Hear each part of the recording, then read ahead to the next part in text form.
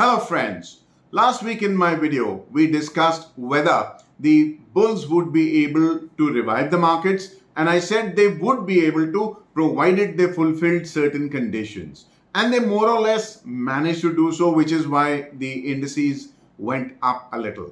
Now, as of last night, the US Federal Reserve has decided that it could be time to cut interest rates going forward, probably as early as September.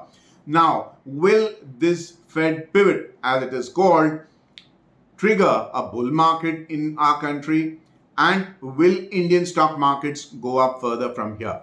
Now, part of this I have already answered on our free Telegram channel. Please make it a point, because I share all my thoughts, our output, our research, our data only on our free Telegram channel, and other social media platforms, including WhatsApp, will contain only a limited amount of our work.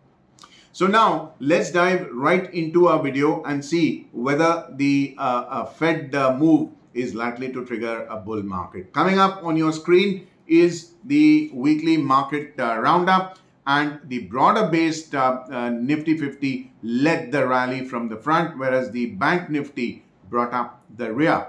Now, US dollar index, the Dixie, fell very sharply. After all, let's not forget, the US has cut interest rates, which means carry trade considerations might result in the dollar falling further.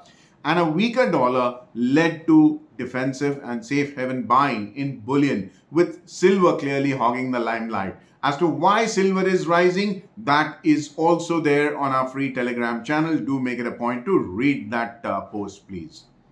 Now, crude oil and natural gas came down.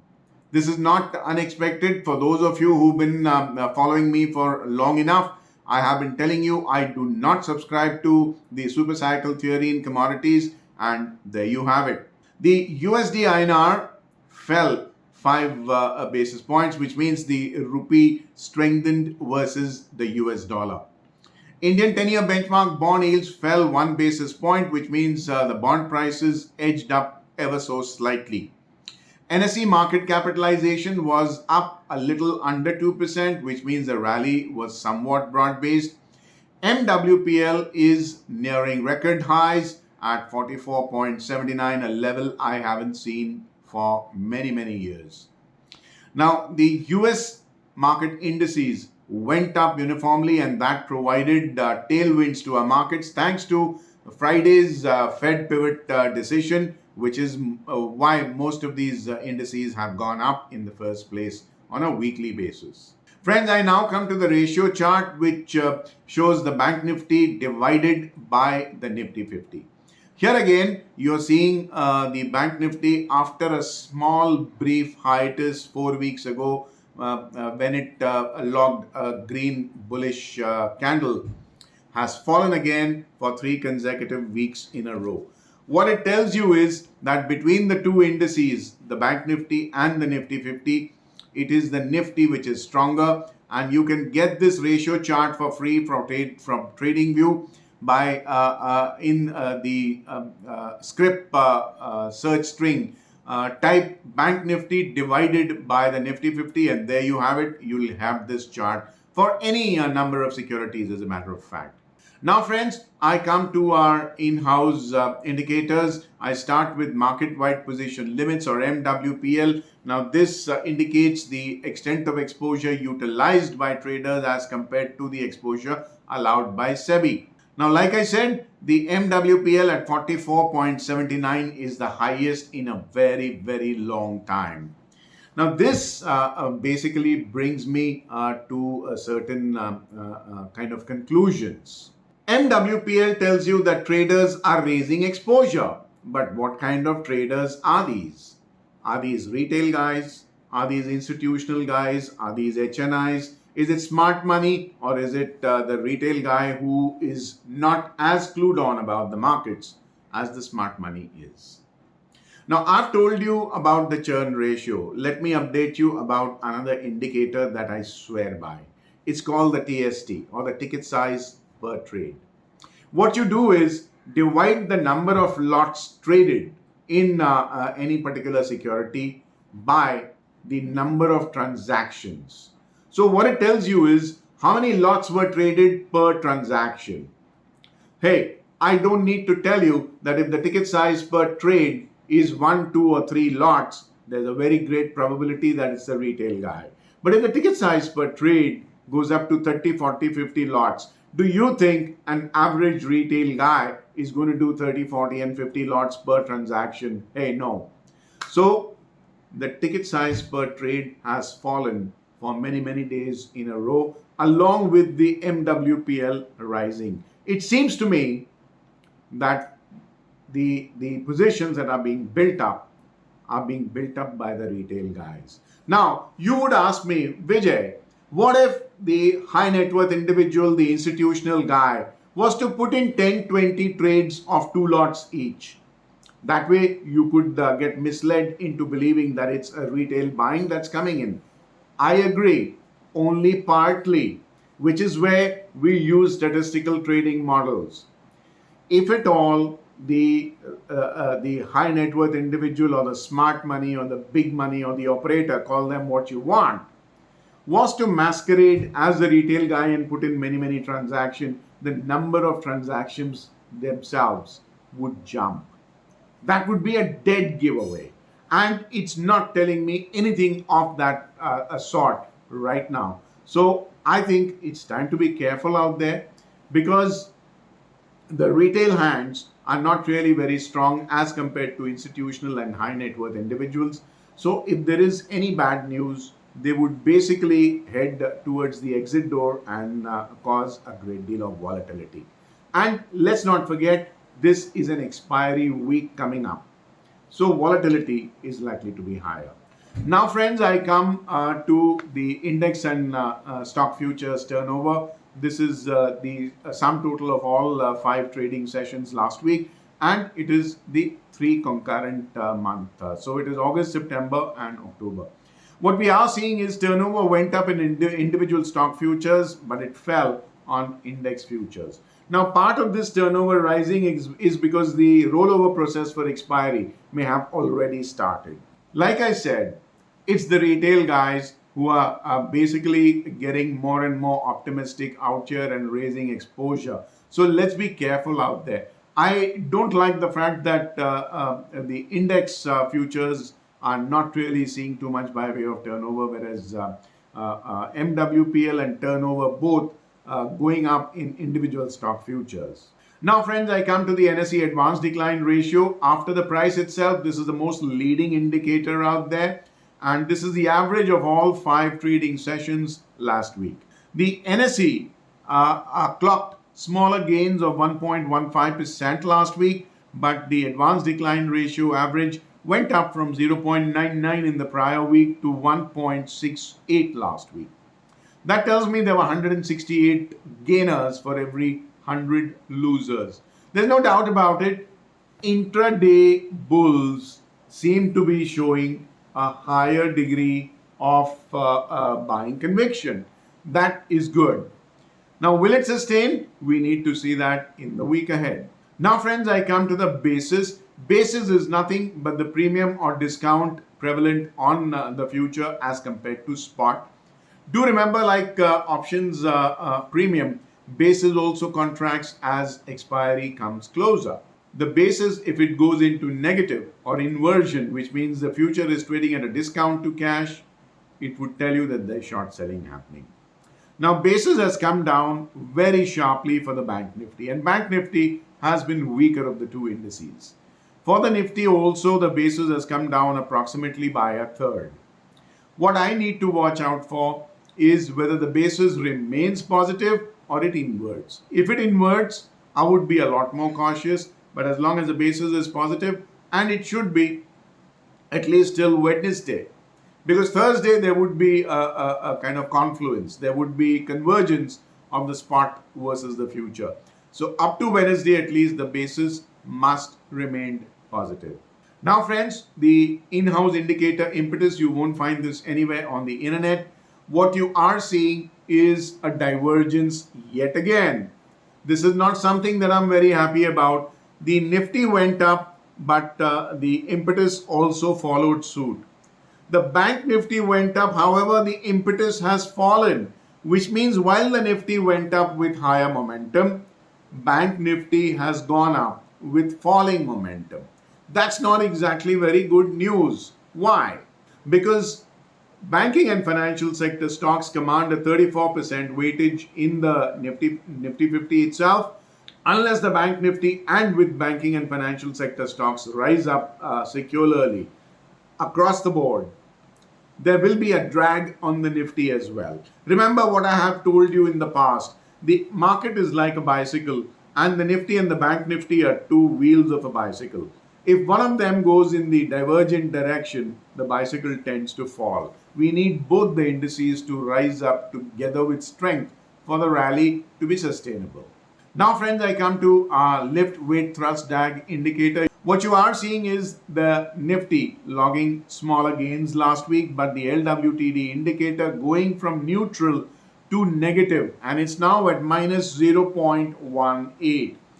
That tells me that the markets might go higher as all things stand, but fresh buying at higher levels may be a little milder. Do remember it's expiry week. Naturally, traders will be focused on rolling their positions forward.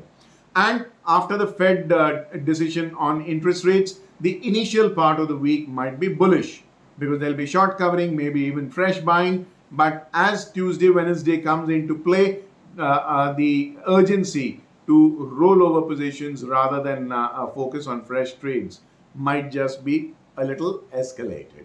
Friends, our in-house indicators done. I now come to the bond market, which is very close to my heart. This market calculates the cost of funds. And those of you who believe in understanding the concept of cost of funds will have a very huge and undue advantage over traders who do not understand the theory of cost of funds.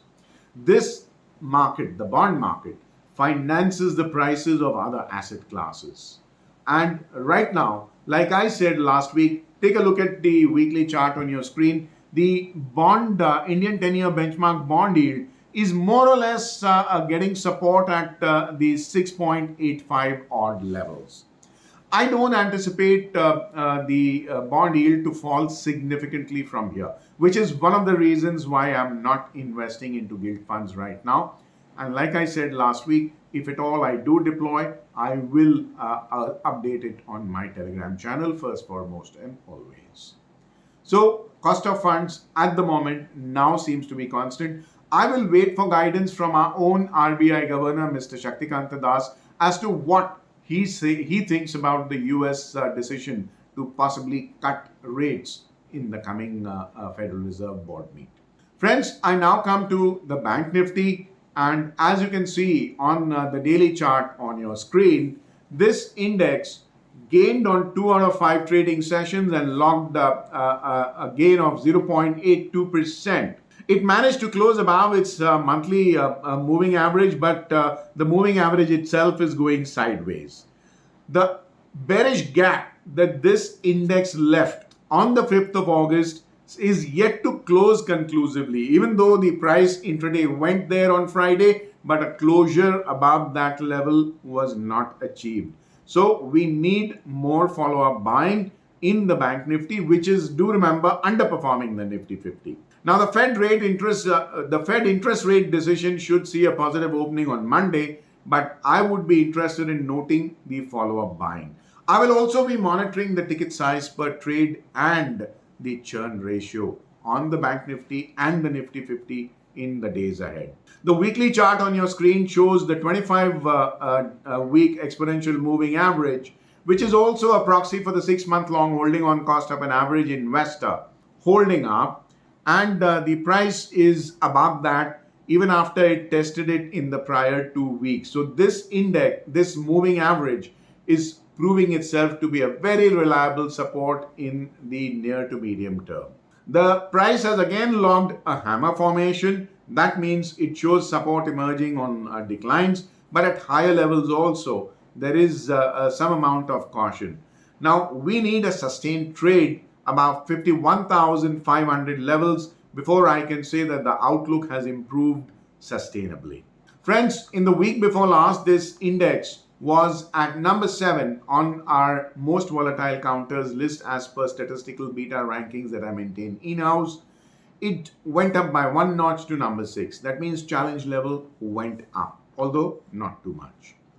Last week, I advocated an estimated range between 52,050 on the upside and 48,900 on the downside. It held perfectly well. In the coming week, I estimate a range between 52,425 on the upside and 49,425 on the downside. Do keep tail risk hedges in place. The concept of tail risk hedges is explained in this video. The hyperlink is in the description and in the pinned comment below. Also, keep noting our daily, weekly, and monthly pivots on our free Telegram channel. They'll help you laser precise your trading in the indices. Friends, the Bank Nifty done. I now come to the Nifty 50, which gained 1.15% last week. And as you can see on the daily chart on your screen, this index rallied on 4 out of 5 trading sessions last week. It also managed to close the bearish gap which was left on 5th of August, which means that this index is relatively speaking much better placed than the Bank Nifty before it. Now, the index has also closed above its month-long moving average, which itself is trending higher.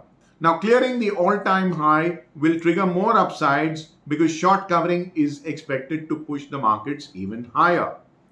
Do remember that if the Bank Nifty, along with banking and financial stocks, but if they are to rise, the Nifty will gain further impetus because banking and financial sector constitutes 34% weightage in the Nifty 50 itself. Now, the weekly chart on your screen shows the price is making a more convincing bullish candle with a bigger body, and the window, like I said, the open gap has been closed. The index has been gaining for 3 weeks in a row. The price remains above its 25-week exponential moving average, which is a proxy for the 6-month-long holding on cost of an average bull. So the medium-term outlook remains positive. Friends, in the week before last, this index was poised at number 10 on the most volatile counters list based on statistical beta ranking that I maintain in-house. It went up by 2 notches to number 8, which means the challenge levels rose a little. Last week, I advocated a range between 25,125 on the upside and 23,950 on the downside, which held perfectly well. In the coming week, I estimate a range between 25,400 on the upside and 24,250 on the downside. Here again, friends, it's an expiry week. Let's be careful out there, maintain our tail risk hedges, and the concept of that tail risk hedge is up there in this video. Also, please note our daily, weekly, and monthly pivot levels that I update on our free Telegram channel. They'll help you laser time your trades even better. Friends, I now come to the last bit of statistical analysis wherein I discuss the retail risk appetite based on the footprint of the turnover contribution in the 4 derivative segments in the market. Take a look at the weekly chart on your screen here. The index futures, which are indicated as a blue line, have surrendered 4 basis points in turnover contribution, whereas the stock futures, which are shown as a red line, have gained a turnover contribution by 8 basis points. That means risk appetite was marginally higher. Now, a word of caution. Typically speaking, this is a period when we are heading towards expiry, and a lot of turnover is also contributed due to squaring up in the expiring month and initiating those trades in the next month. That results in double turnover. So some amount of leeway must be given to that. Now, index options, which are basically indicated as an olive green line, saw the turnover fall by 59 basis points, whereas stock options, which are shown as a purple line, gained 55 basis points in turnover contribution. And that tells me here again that although risk appetite seems to be a little higher, but part of this increase in stock options turnover can also be because of the rollover from August to September. Friends, I now come to my trading strategy for the week ahead. I will continue to remain focused on public sector units, particularly public sector banks, oil marketing companies, energy and power generation and distribution stocks. These stocks will give increased two-way movements as compared to the broader market because they are seeing a huge amount of emotional and financial commitment by way of high MWPL. The initial part of the week, of course, is expected to be bullish because of short covering triggered by the Fed interest rate pivot decision. Later on, we need to monitor other aspects, qualitative aspects of the market to see whether follow-up buying is coming in. My views on the Fed's printing are on our free Telegram channel. Do make it a point to go through that. And I remain constant about the fact that I do not expect any super cycle in commodity markets, particularly energy. You may witness price spikes initially due to the Fed interest rate guidance, which already was seen in metal prices on commodity exchanges on Friday night itself. That means stocks of metal mining companies might go up in the initial part of the week on bear covering and fresh buying. Over the long run, of course, I remain circumspect and guarded on the outlook of metals. Friends, I expect oil and gas to get increasingly volatile because the winter month future contracts are getting more and more liquid, and action will start in energy in earnest in the coming week or two itself. Now, seasonal oil and gas traders have their trading blueprint ready. So they are going to have action starting from the autumnal equinox, which is coming up almost a month ahead. And then they go to the winter solstice. And finally, the grand finale in the vernal equinox, when you might just see the contango actually witness a sea change in the derivative chain analysis. So your blueprint is already in place now, or you might just be a little too late. Do remember, these are feast and funeral markets. They are also known as widowmaker markets for a reason. So let's be careful out there. Don't take these markets for granted and take extra care in initiating these trades. I'm still not deploying any money in the Gilt funds. Like I've said before, I prefer to wait and watch and see what our Honorable RBI Governor is saying. Friends, if I have any more ideas, thoughts, or changes or updates in my trading blueprint, I'll be happy to share them on our free Telegram channel. My contact coordinates come on the fag end of this video. Please do make it a point to connect with me there. And before I draw this video to a close, a reminder to subscribe to our YouTube channel if you haven't already done so. Click on the bell icon to receive instant alerts about fresh videos being put up out here.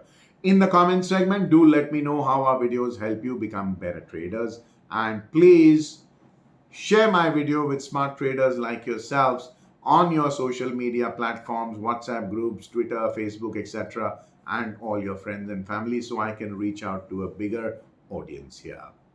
I thank you for your patience in being with me in this video till we meet again in my next. This is Vijay Bhambwani signing off for now. Have a very profitable week ahead. Take care. Bye-bye.